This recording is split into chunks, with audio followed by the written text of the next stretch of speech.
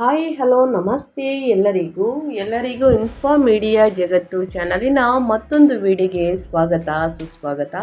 ಸ್ನೇಹಿತರೆ, ಎಲ್ಲರೂ ಹೇಗಿದ್ದೀರಾ? ಎಲ್ಲರೂ ಚೆನ್ನಾಗಿದ್ದೀರಾ ಅಂದ್ಕೊಂಡಿದ್ದೀನಿ. ಹೋಪ್ ನಾನು ಕೂಡ ತುಂಬಾ ಚೆನ್ನಾಗಿದ್ದೀನಿ. ಎಲ್ಲರೂ ಚೆನ್ನಾಗಿದ್ದೀರಾ ಅಂದ್ಕೊಂಡು ಭಾವಿಸ್ಕೊಂಡು ಇವತ್ತಿನ ಒಂದು ವಿಡಿಯೋನ ಶುರು ಮಾಡಿಬಿಡೋಣ.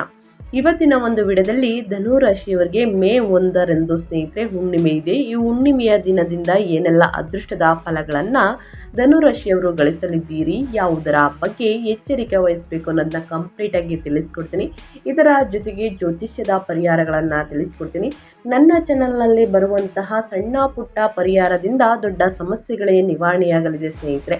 ಹಾಗಿದ್ರೆ ಏನೆಲ್ಲ ಪರಿಹಾರವನ್ನು ಮಾಡಬೇಕು, ಏನೆಲ್ಲ ಅದೃಷ್ಟದ ಫಲಗಳನ್ನು ಇಂದಿನಿಂದ ಗಳಿಸಲಿದ್ದೀರಿ, ಯಾವುದರ ಬಗ್ಗೆ ಎಚ್ಚರಿಕೆ ವಹಿಸಬೇಕು ಧನು ರಾಶಿಯವರು ಅನ್ನೋದನ್ನ ಒಟ್ಟಾರೆಯಾಗಿ ತಿಳಿಸ್ಕೊಡ್ತಾ ಹೋಗ್ತೀನಿ. ಇದನ್ನೆಲ್ಲ ಕಂಪ್ಲೀಟಾಗಿ ತಿಳ್ಕೋಬೇಕು. ಸಣ್ಣ ಪುಟ್ಟ ಪರಿಹಾರಗಳನ್ನು ಧನು ರಾಶಿಯವರು ಮಾಡಬೇಕು ಅಂದರೆ ಎಲ್ಲೂ ಕೂಡ ವಿಡಿಯೋನ ಸ್ಕಿಪ್ ಮಾಡಬಾರ್ದು. ಅಂದರೆ ವಿಡಿಯೋನ ಕಟ್ ಮಾಡಿ ಓಡಿಸ್ಕೊಂಡೋಗಿ ನೋಡ್ತೀನಿ ಅಂದರೆ ಫುಲ್ ಇನ್ಫಾರ್ಮೇಷನ್ ಅರ್ಥ ಆಗಲ್ಲ. ಸೊ ಹಾಗಾಗಿ ಎಲ್ಲ ವಿಡಿಯೋದಲ್ಲೂ ತಿಳಿಸ್ತಾ ಇರ್ತೀನಿ. ಮೊದಲಿಂದ ಕೊನೆ ತನಕ ವಿಡಿಯೋನ ವಾಚ್ ಮಾಡಿ. ವಿಡಿಯೋದಲ್ಲಿ ಒಳ್ಳೆ ಮಾಹಿತಿ ಸಿಕ್ಕಿದ್ದಲ್ಲಿ ತಪ್ಪದೆ ವಿಡಿಯೋಗೊಂದು ಲೈಕ್ ಕೊಟ್ಟು, ಇನ್ನೂ ನನ್ನ ಚಾನಲ್ನ ಸಬ್ಸ್ಕ್ರೈಬ್ ಮಾಡ್ಕೊಳ್ಳೋದನ್ನೇ ನೋಡ್ತಿದ್ರೆ ದಯವಿಟ್ಟು ಇನ್ಫಾ ಮೀಡಿಯಾಗೆ ಸಬ್ಸ್ಕ್ರೈಬ್ ಆಗಿ ನಿಮ್ಮ ಅಭಿಪ್ರಾಯಗಳನ್ನು ಕಮೆಂಟ್ ಬಾಕ್ಸಲ್ಲಿ ತಿಳಿಸಬಹುದು. ಯಾರೆಲ್ಲ ಸಬ್ಸ್ಕ್ರೈಬ್ ಮಾಡಿಕೊಂಡು ಪ್ರತಿನಿತ್ಯ ವಿಡಿಯೋ ವಾಚ್ ಮಾಡ್ತಿದ್ದೀರಾ ಅಂಥವರಿಗೆ ಥ್ಯಾಂಕ್ ಯು ಸೋ ಮಚ್ ಅಂತ ಹೇಳ್ತಾ, ಕಮೆಂಟ್ ಬಾಕ್ಸಲ್ಲಿ ಓಂ ನಮಃ ಶಿವಾಯ, ಓಂ ಕುಬೇರರಾಯ ನಮಃ ಅಂತ ಕಮೆಂಟ್ ಮಾಡಿ. ಕುಬೇರನ ಅನುಗ್ರಹದಿಂದ, ಶಿವನ ಕೃಪೆಯಿಂದ ನಿಮ್ಮ ಜೀವನದಲ್ಲಿರುವಂತಹ ಕಷ್ಟಗಳು, ಸಮಸ್ಯೆಗಳು, ಅಡಚಣೆಗಳು ಏನೇ ಇದ್ರೂ ಕೂಡ ಸಂಪೂರ್ಣವಾಗಿ ನಿವಾರಣೆಯಾಗಿ ಉನ್ನತ ಆರೋಗ್ಯವನ್ನು ಪಡೆದುಕೊಂಡು ಸುಖ ಸಂಪತ್ತು ಹೆಚ್ಚಳವಾಗಲಿ ಅಂತ ಹೇಳ್ತಾ ವಿಡಿಯೋದ ಕಡೆ ಗಮನ ಕೊಟ್ಬಿಡೋಣ. ಹೌದು ಸ್ನೇಹಿತರೆ, ಮೇ 1ರಂದು ಅಥವಾ ಮೇ ತಿಂಗಳ ಆಸುಪಾಸಿನಲ್ಲಿ ಬರುವಂತಹ ಹುಣ್ಣಿಮೆಯು ಹಿಂದೂ ಸಂಸ್ಕೃತಿ ಅಥವಾ ಜ್ಯೋತಿಷ್ಯದಲ್ಲಿ ವಿಶೇಷ ಮಹತ್ವವನ್ನು ಹೊಂದಿದೆ. ವೈಶಾಖ ಹುಣ್ಣಿಮೆ ಅಂದರೆ ಬುದ್ಧ ಪೂರ್ಣಿಮೆ ಸ್ನೇಹಿತರೆ. ಈ ತಿಂಗಳಲ್ಲಿ ಅಂದರೆ ಮೇ ತಿಂಗಳಲ್ಲಿ ಹೆಚ್ಚಾಗಿ ವೈಶಾಖ ಮಾಸದ ಹುಣ್ಣಿಮೆ ಬರುತ್ತದೆ. ಇದು ಅತ್ಯಂತ ಪವಿತ್ರವಾದಂತಹ ದಿನವಾಗಿದೆ. ಮೇ 1ರಂದು ಇದನ್ನು ಬುದ್ಧ ಪೂರ್ಣಿಮೆ ಎಂದು ಕೂಡ ಆಚರಿಸಲಾಗುತ್ತದೆ. ಇನ್ನು ಆಧ್ಯಾತ್ಮಿಕ ಮಹತ್ವವನ್ನು ಹೇಳೋದಾದರೆ, ಈ ದಿನ ವಿಷ್ಣು ಮತ್ತು ಚಂದ್ರ ದೇವರಿಗೆ ಪೂಜೆ ಸಲ್ಲಿಸುವುದು ತುಂಬ ಶುಭವೆಂದು ಪರಿಗಣಿಸಲಾಗಿದೆ. ಇನ್ನು ದಾನ ಮತ್ತು ವ್ರತ. ಹುಣ್ಣಿಮೆಯಂದು ಉಪವಾಸ, ವ್ರತ ಮಾಡುವುದು, ದಾನ ಮಾಡುವುದು ಮತ್ತು ದೇವಸ್ಥಾನಗಳಿಗೆ ಭೇಟಿ ನೀಡುವುದರಿಂದ ಪುಣ್ಯ ಲಭಿಸುತ್ತದೆ. ಇನ್ನು ಮನೆಯ ಶುಚಿತ್ವ. ಲಕ್ಷ್ಮೀ ದೇವಿಯನ್ನು ಮೆಚ್ಚಿಸಲು ಮತ್ತು ಮನೆಯಲ್ಲಿ ಧನಾತ್ಮಕ ಶಕ್ತಿಯನ್ನು ಹೆಚ್ಚಿಸಲು ಈ ದಿನ ಮನೆ ಶುಚಿಗೊಳಿಸುವುದು ಉತ್ತಮವಾಗಿರುತ್ತದೆ. ಸ್ನೇಹಿತರೆ, ಈ ಸಂದರ್ಭದಲ್ಲಿ ಮೇ 1ರಂದು ಆರಂಭದಲ್ಲಿ ಬರುವಂತಹ ಹುಣ್ಣಿಮೆಯು ವಿಶೇಷ ಆಧ್ಯಾತ್ಮಿಕ ಮತ್ತು ಜ್ಯೋತಿಷ್ಯದ ಪ್ರಯೋಜನಗಳನ್ನು ಒದಗಿಸುತ್ತದೆ ಎಂದು ನಂಬಲಾಗಿದೆ ಸ್ನೇಹಿತರೆ. ಈ ದಿನ ಪವಿತ್ರ ನದಿಗಳಲ್ಲಿ ಸ್ನಾನ ಮಾಡುವುದು, ದಾನ ಧರ್ಮವನ್ನು ಮಾಡುವುದರಿಂದ ಸಾಕಷ್ಟು ಶುಭ ಫಲಿತಾಂಶವನ್ನು ಎಲ್ಲರೂ ಕೂಡ ನೋಡಲಿದ್ದೀರಿ. ಸೊ ಹಾಗಾಗಿ ಏನೆಲ್ಲ ಅದೃಷ್ಟದ ಫಲಗಳನ್ನು ಧನು ರಾಶಿಯವರು ಗಳಿಸಲಿದ್ದೀರಿ, ಯಾವುದರ ಬಗ್ಗೆ ಎಚ್ಚರಿಕೆ ವಹಿಸಬೇಕು ಅನ್ನೋದನ್ನ ಕಂಪ್ಲೀಟಾಗಿ ಧನು ರಾಶಿಯವರ ಬಗ್ಗೆ ತಿಳಿಸ್ಕೊಡ್ತೀನಿ ಸ್ನೇಹಿತರೆ. ದಯವಿಟ್ಟು ಇನ್ನೂ ಕೂಡ ವಿಡಿಯೋಗೆ ಲೈಕ್ ಮಾಡಿಲ್ಲ, ಸಬ್ಸ್ಕ್ರೈಬ್ ಆಗಿಲ್ಲ ಅಂದರೆ ನಿಮ್ಮ ಅಭಿಪ್ರಾಯವನ್ನು ಕಮೆಂಟ್ ಬಾಕ್ಸಲ್ಲಿ ತಿಳಿಸಬಹುದು.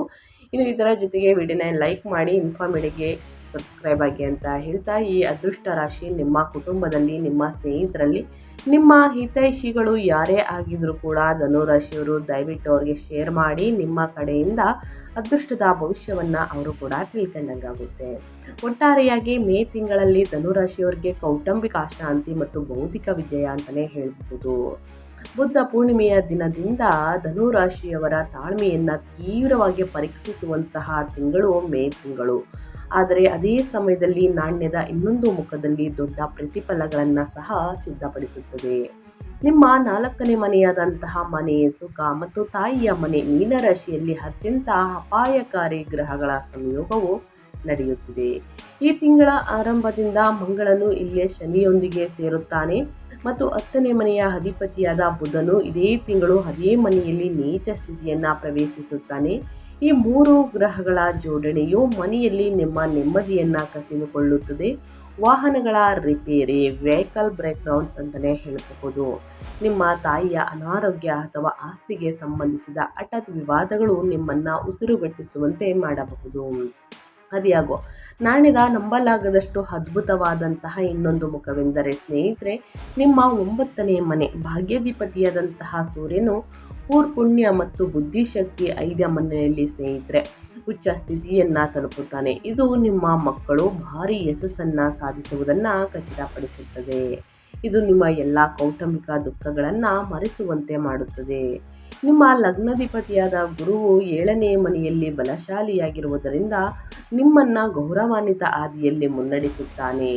ನೀವು ಮನೆಯಲ್ಲಿನ ಸವಾಲುಗಳನ್ನು ಸಹಿಸಿಕೊಂಡರೆ ಸಮಾಜದಲ್ಲಿನ ಸಕಾರಾತ್ಮಕ ಯಶಸ್ಸು ಸಂಪೂರ್ಣವಾಗಿ ನಿಮ್ಮದಾಗುತ್ತದೆ ಅಂತಲೇ ಹೇಳಬಹುದು. ಒಟ್ಟಾರೆಯಾಗಿ ಏನೆಲ್ಲ ಬದಲಾವಣೆಯನ್ನು ಧನುರಾಶಿಯವರು ನೋಡಲಿದ್ದೀರಿ, ಯಾವುದರ ಬಗ್ಗೆ ಎಚ್ಚರಿಕೆ ವಹಿಸಬೇಕು ಅನ್ನೋದನ್ನ ನೋಡ್ತಾ ಹೋಗೋಣ. ಇನ್ನು ಧನುರಾಶಿಯವರಿಗೆ ಗ್ರಹಗಳ ಸಂಚಾರ ಮೇ ತಿಂಗಳಲ್ಲಿ ಯಾವ ರೀತಿ ಇರಲಿದೆ, ಯಾವುದರ ಬಗ್ಗೆ ಮುನ್ನೆಚ್ಚರಿಕೆಗಳನ್ನು ತೆಗೆದುಕೊಳ್ಬೇಕು ಅಂದರೆ, ಗುರು 1 ಮತ್ತು 4ನೇ ಮನೆಯ ಅಧಿಪತಿಯಾಗಿರುವಂತಹ ನಿಮ್ಮ ಲಗ್ನಾಧಿಪತಿಯಾಗಿರುವಂತಹ ಗುರು 7ನೇ ಮನೆಯಲ್ಲಿ ಮಿಥುನದಲ್ಲಿ ಸಂಚಾರವನ್ನು ಮಾಡುತ್ತಿದೆ. ವಿವಾಹದ ನಿರೀಕ್ಷೆಗಳು, ಗೌರವ ಮತ್ತು ಪ್ರತಿಷ್ಠೆ, ಸಂಗಾತಿಯಿಂದ ಬೆಂಬಲ. ಇನ್ನು ಶುಕ್ರ 6 ಮತ್ತು 11ನೇ ಮನೆಯ ಅಧಿಪತಿಯಾಗಿರುವ ಶುಕ್ರ 6ನೇ ಮನೆಯಲ್ಲಿ ಸಂಚರಿಸುತ್ತಿದೆ. ಸಾಲಗಳನ್ನು ತೀರಿಸುವುದು, ಶತ್ರುಗಳ ಮೇಲೆ ಮೇಲ್ಗೈ ಸಾಧಿಸುವುದು, ಸೇವೆ ವಲಯದ ಮೂಲಕ ಆರ್ಥಿಕ ಲಾಭಗಳು. ಇನ್ನು ಸೂರ್ಯ 9ನೇ ಮನೆಯ ಅಧಿಪತಿಯಾಗಿರುವ ಸೂರ್ಯ 5ನೇ ಮನೆಯಲ್ಲಿ ಉಚ್ಚಾಸ್ಥಿತಿಯಲ್ಲಿ ಸಂಚಾರವನ್ನು ಮಾಡುತ್ತಿದೆ.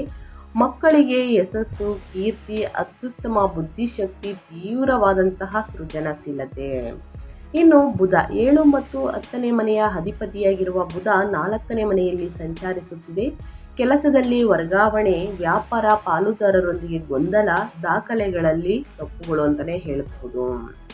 ಇನ್ನು ಮಂಗಳ 5 ಮತ್ತು 12ನೇ ಮನೆಯ ಅಧಿಪತಿಯಾಗಿರುವ ಮಂಗಳ 4ನೇ ಮನೆಯಲ್ಲಿ ಮೀನದಲ್ಲಿ ಸಂಚಾರವನ್ನು ಮಾಡುತ್ತಿದೆ.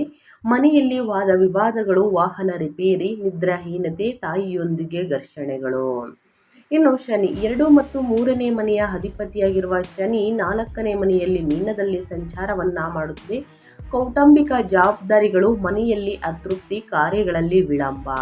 ಸ್ನೇಹಿತರೆ, ಗ್ರಹಗಳ ಸಂಚಾರ ಮತ್ತು ಗ್ರಹಗಳ ಸ್ಥಾನ ಬದಲಾವಣೆಯಿಂದ ಏನೆಲ್ಲ ಬದಲಾವಣೆಯನ್ನು ಧನುರಾಶಿಯವರು ನೋಡಲಿದ್ದೀರಿ, ಯಾವುದರ ಬಗ್ಗೆ ಎಚ್ಚರಿಕೆ ವಹಿಸಬೇಕು ಅನ್ನೋದನ್ನ ಕಂಪ್ಲೀಟಾಗಿ ತಿಳಿಸ್ಕೊಟ್ಟಿದ್ದೀನಿ. ಇನ್ನು ನಿಮ್ಮ ವೃತ್ತಿ ಜೀವನದ ಬಗ್ಗೆ ಹೇಳೋದಾದರೆ, ನಿಮ್ಮ ಕೆಲಸದಲ್ಲಿ ಏನೆಲ್ಲ ಬದಲಾವಣೆಯನ್ನು ಮೇ 1ರಿಂದ ನೋಡಲಿದ್ದೀರಿ ಅಂದರೆ, ಉದ್ಯೋಗಸ್ಥ ವೃತ್ತಿಪರರು ಈ ತಿಂಗಳ ಮೊದಲಾರ್ಧದಲ್ಲಿ ಹಲವಾರು ಅಡೆತಡೆಗಳನ್ನು ಎದುರಿಸಬೇಕಾಗುತ್ತದೆ. ನಿಮ್ಮ 10ನೇ ಮನೆ ಅಂದರೆ ಕರ್ಮಾಧಿಪತಿಯಾದ ಬುಧನು ಇದೇ ತಿಂಗಳು 4ನೇ ಮನೆಯಲ್ಲಿ ನೀಚ ಸ್ಥಿತಿಗೆ ಜಾರುವುದರಿಂದ ಕಚೇರಿಯಲ್ಲಿ ನೀವು ತೆಗೆದುಕೊಳ್ಳುವಂತಹ ನಿರ್ಧಾರಗಳು ತಿರುಗುಬಾಣವಾಗುವಂತಹ ಸಾಧ್ಯತೆ ಇದೆ. ತೀವ್ರವಾದ ಸಂವಹನ ಅಂತರವು ನಿಮ್ಮ ಮೇಲಧಿಕಾರಿಗಳಿಂದ ಅಸಮಾಧಾನಕ್ಕೆ ಕಾರಣವಾಗುತ್ತದೆ. ಕೆಲವರಿಗೆ ಅನಿರೀಕ್ಷಿತ ಅಥವಾ ಬೇಡವಾದ ಉದ್ಯೋಗ ವರ್ಗಾವಣೆಯ ಬಲವಾದ ಸೂಚನೆಗಳಿವೆ. ಈ ತಿಂಗಳ ದ್ವಿತೀಯಾರ್ಧದಂದು ನಿಮ್ಮ 9ನೇ ಮನೆ ಭಾಗ್ಯಾಧಿಪತಿಯಾದ ಸೂರ್ಯನು ಸೃಜನಶೀಲತೆಯ 5ನೇ ಮನೆಯಲ್ಲಿ ಉಚ್ಚ ಸ್ಥಿತಿಯನ್ನು ತಲುಪಿದಾಗ ನಿಮ್ಮ ನವೀನ ಕೌಶಲ್ಯಗಳು ಮತ್ತು ಬೌದ್ಧಿಕ ಪ್ರತಿಭೆಗಳು ಭಾರಿ ಮನ್ನಣೆಯನ್ನು ಪಡೆಯುತ್ತವೆ. IT, ಶಿಕ್ಷಣ ಅಥವಾ ಸೃಜನಶೀಲ ಕ್ಷೇತ್ರಗಳಲ್ಲಿ ಕೆಲಸ ಮಾಡುವವರು ಅದ್ಭುತ ಅವಕಾಶಗಳನ್ನು ಆಕರ್ಷಿಸುತ್ತಾರೆ. 7ನೇ ಮನೆಯಲ್ಲಿರುವ ನಿಮ್ಮ ಲಗ್ನಾಧಿಪತಿಯಾದ ಗುರು ನಿಮ್ಮನ್ನು ನಿರಂತರವಾಗಿ ರಕ್ಷಿಸುತ್ತಾನೆ ಮತ್ತು ಸರಿಯಾದ ದಾರಿಯಲ್ಲಿ ಮುನ್ನಡೆಸುತ್ತಾನೆ ಅಂತಲೇ ಹೇಳಬಹುದು. ಒಟ್ಟಾರೆಯಾಗಿ ಗ್ರಹಗಳ ಸಂಚಾರದಲ್ಲಿ ನಿಮ್ಮ ವೃತ್ತಿಯಲ್ಲಿ, ನಿಮ್ಮ ಕೆಲಸದಲ್ಲಿ, ನಿಮ್ಮ ಉದ್ಯೋಗದಲ್ಲಿ ಏನೆಲ್ಲ ಬದಲಾವಣೆಯನ್ನು ನಿಮ್ಮ ಕೆರಿಯರಲ್ಲಿ ನೋಡಲಿದ್ದೀರಿ ಅನ್ನೋದನ್ನ ಒಟ್ಟಾರೆಯಾಗಿ ತಿಳಿಸ್ಕೊಟ್ಟಿದ್ದೀನಿ. ಏನೇ ಡೌಟ್ಸ್ ಇದ್ರೂ ಕೂಡ ಕಮೆಂಟ್ ಮಾಡಿ ಅಂತ ಹೇಳ್ತಾ, ಇನ್ನು ಮುಂದಿನದಾಗಿ ಹೇಳೋದಾದರೆ, ವ್ಯವಹಾರದ ಬಗ್ಗೆ, ವ್ಯಾಪಾರದ ಬಗ್ಗೆ, ಉದ್ಯೋಗದ ಬಗ್ಗೆ ಏನೆಲ್ಲ ಬದಲಾವಣೆಗಳು ಸೂಚಿಸಲಿದೆ ಗ್ರಹಗಳು, ಯಾವುದರ ಬಗ್ಗೆ ಮುನ್ನೆಚ್ಚರಿಕೆಗಳನ್ನು ತೆಗೆದುಕೊಳ್ಬೇಕು ಮೇ 1ರಿಂದ ಅನ್ನೋದನ್ನ ನೋಡ್ತಾ ಹೋಗೋಣ.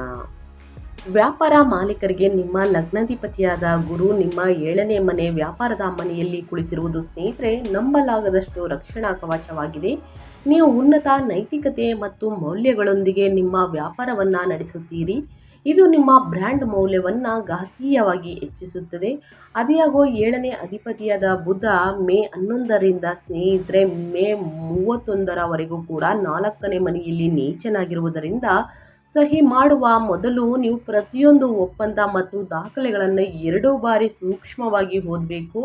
ಇನ್ನು ಮೇ ದ್ವಿತೀಯಾರ್ಧದಲ್ಲಿ 11ನೇ ಮನೆಯ ಲಾಭಾಧಿಪತಿಯಾದ ಶುಕ್ರನು ತನ್ನ ಸ್ವಂತ ರಾಶಿಯಾದ ಋಷಭವನ್ನು ಅಂದರೆ 6ನೇ ಮನೆಯನ್ನು ಪ್ರವೇಶಿಸುತ್ತಾನೆ. ಇದು ಸ್ಪರ್ಧಾತ್ಮಕ ವ್ಯವಹಾರಗಳಲ್ಲಿ ನಿಮಗೆ ಸಂಪೂರ್ಣ ಮೇಲ್ಗೈ ನೀಡುತ್ತದೆ.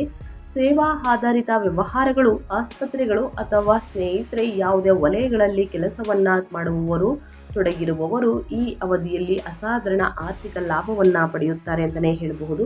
ವ್ಯಾಪಾರ ವ್ಯವಹಾರದಲ್ಲಿ ಹೂಡಿಕೆಯನ್ನು ಮಾಡಬೇಕು. ಮೇ ತಿಂಗಳು ಅಂದರೆ ಪರಿಣಿತರ ಸಲಹೆಗಳನ್ನು ತೆಗೆದುಕೊಂಡು ಹೂಡಿಕೆ ಮಾಡುವುದು ಉತ್ತಮ. ಮುಂದಿನ ದಿನಗಳಲ್ಲಿ ಹೂಡಿಕೆಯಿಂದ ಲಾಭ ಬರಬೇಕು ಅಂದರೆ ಬಹಳಷ್ಟು ಎಚ್ಚರಿಕೆ ವಹಿಸಬೇಕಾಗುತ್ತದೆ.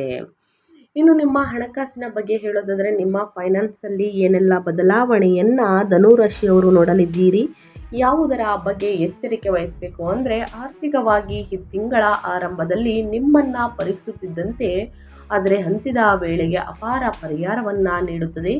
ನಿಮ್ಮ 2ನೇ ಧನಾಧಿಪತಿಯಾದ ಶನಿಯು ಮಂಗಳನ ಜೊತೆಗೆ 4ನೇ ಮನೆಯಲ್ಲಿ ಇರುವುದರಿಂದ ಮನೆಯ ರಿಪೇರಿ, ವಾಹನ ನಿರ್ವಹಣೆ ಅಥವಾ ಆಸ್ತಿ ತೆರಿಗೆಗಳಿಗೆ ನೀವು ಹೆಚ್ಚು ಖರ್ಚು ಮಾಡುವಂತೆ ಒತ್ತಾಯಿಸಲಾಗುತ್ತದೆ. ಹಣವು ನೀರಿನಂತೆ ಹರಿದು ಹೋಗುತ್ತಿರುವಂತೆ ನಿಮಗೆ ಅನಿಸಬಹುದು.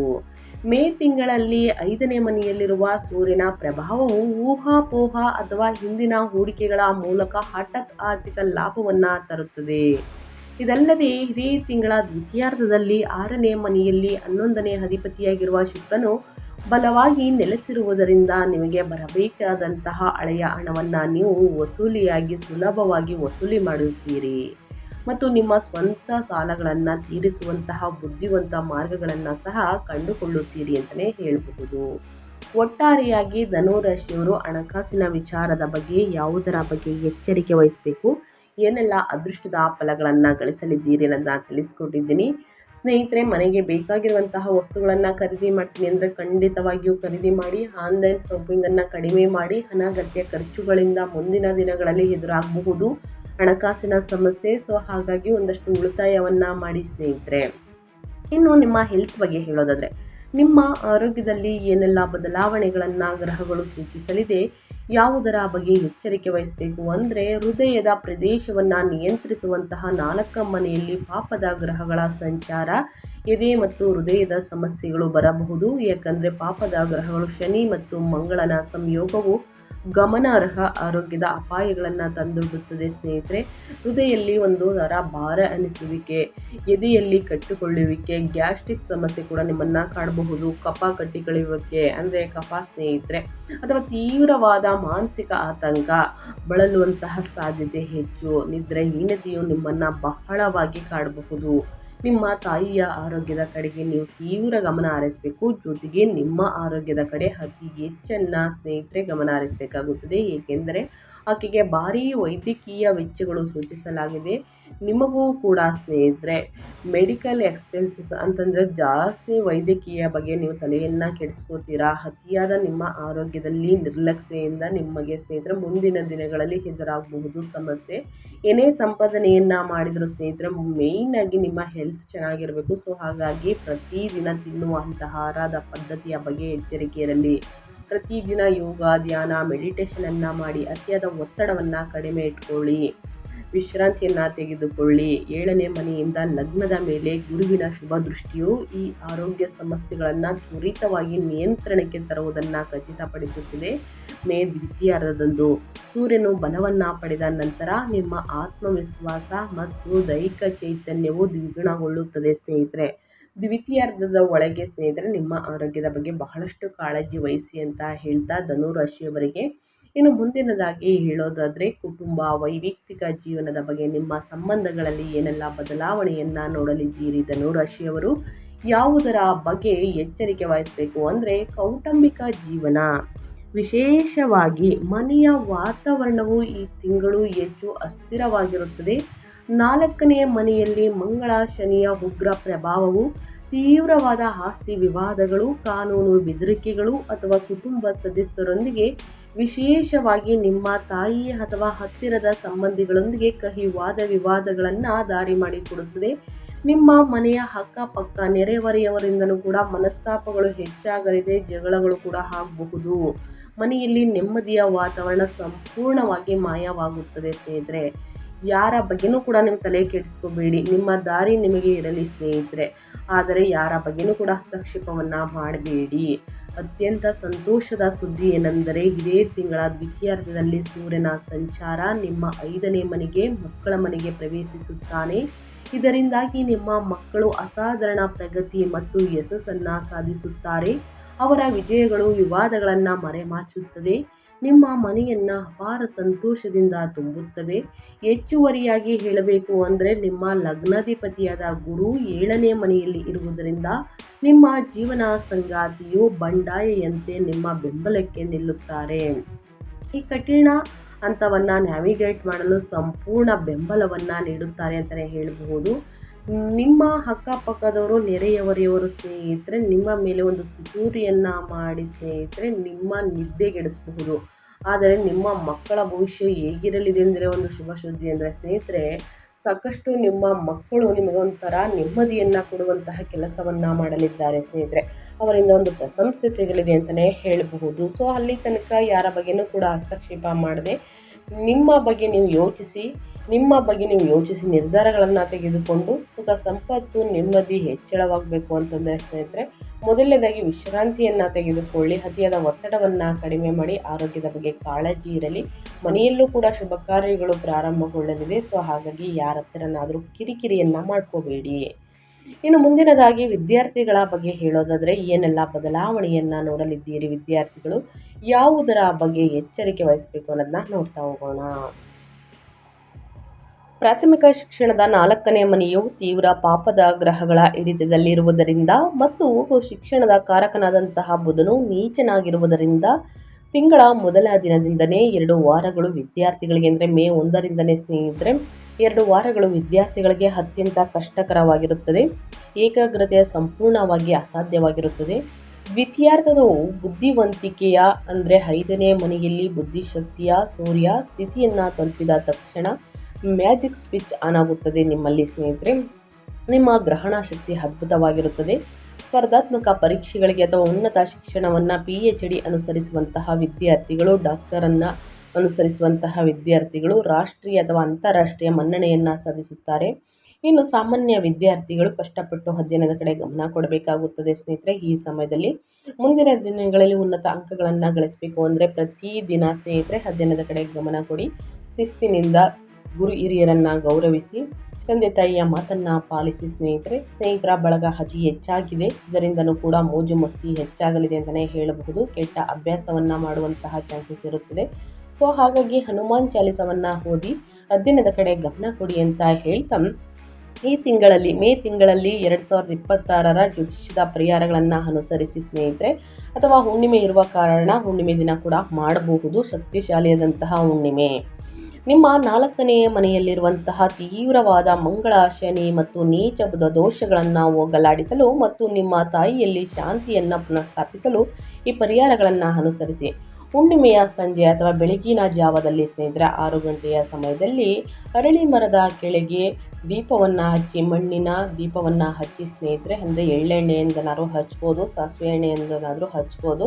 ದೀಪವನ್ನು ಹಚ್ಚಿ ಶನಿ ಸ್ತೋತ್ರವನ್ನು ಹೇಳಿ ಅರಳಿ ಮರವನ್ನು 3 ಬಾರಿ ಸ್ನೇಹಿತರ ಪ್ರದಕ್ಷಿಣೆಯನ್ನು ಹಾಕಿ. ನಿಮ್ಮ ಆರೋಗ್ಯದಲ್ಲಿರುವಂತಹ ಸಮಸ್ಯೆಗಳು ಮೇಯ್ನಾಗಿ ನಿವಾರಣೆಯಾಗಲಿದೆ.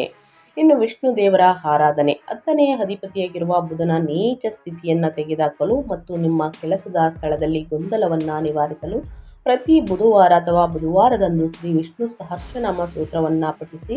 ಯಾರಿಗೆ ಪಠಿಸುವುದಕ್ಕೆ ಬರುವುದಿಲ್ಲ ಅಂದರೆ ಹೇಳುವುದಕ್ಕೆ ಬರುವುದಿಲ್ಲ ಅಂಥವರು ಕೇಳಬಹುದು.